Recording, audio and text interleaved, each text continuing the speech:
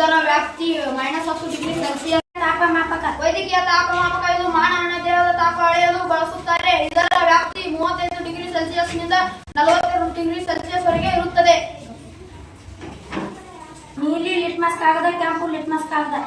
ನೀಲಿ ಲಿಟ್ಮಸ್ ಕಾಗದ ಮತ್ತು ಕೆಂಪು ಲಿಟ್ಮಸ್ ಕಾಗದಗಳೆರಡು ಆಮ್ಲ ಮತ್ತು ಪ್ರತ್ಯಾಮ್ಲಗಳನ್ನು ತಿಳಿಯಲು ಬಳಸುತ್ತಾರೆ. ಕಾಂತಗಳು ಕಾಂತಕ್ಕೆ 2 ತುದಿಗಳು ಇರುತ್ತವೆ. ಉತ್ತರ ತುದಿ, ಇನ್ನೊಂದು ದಕ್ಷಿಣ ತುದಿ. ಇದು ಕುದುರೆಲಾಳದ ಕಾಂತ, ಇದು ದಂಡ ಕಾಂತ. ದಿಕ್ಕನ್ನು ತಿಳಿಯಲು ಬಳಸುತ್ತಾರೆ. ಹೀನ ಮಸೂರ ಬೀಣ ಮಸೂರವು ಕೇಂದ್ರೀಕರಿಸುವ ಮಸೂರ. ನಿಮ್ನ ಮಸೂರ ನಿಮ್ನ ಮಸೂರವು ವಿಕೇಂದ್ರೀಕರಿಸುವ ಮಸೂರ. ನಿಮ್ನ ದರ್ಪಣ ನಿಮ್ನ ದರ್ಪಣವು ಒಳಭಾಗ ತಗ್ಗಾಗಿರುತ್ತದೆ. ಹೀನ ದರ್ಪಣ ಪೀಣ ದರ್ಪಣವು ಹೊರಭಾಗ ತಗ್ಗಾಗಿರುತ್ತದೆ. ಇದು ಕೊನಿಕಲ್ ಗ್ಲಾಸ್, ಇದು ಬೀಕರ್. ಬೇಕರ್. ಧನ್ಯವಾದಗಳು.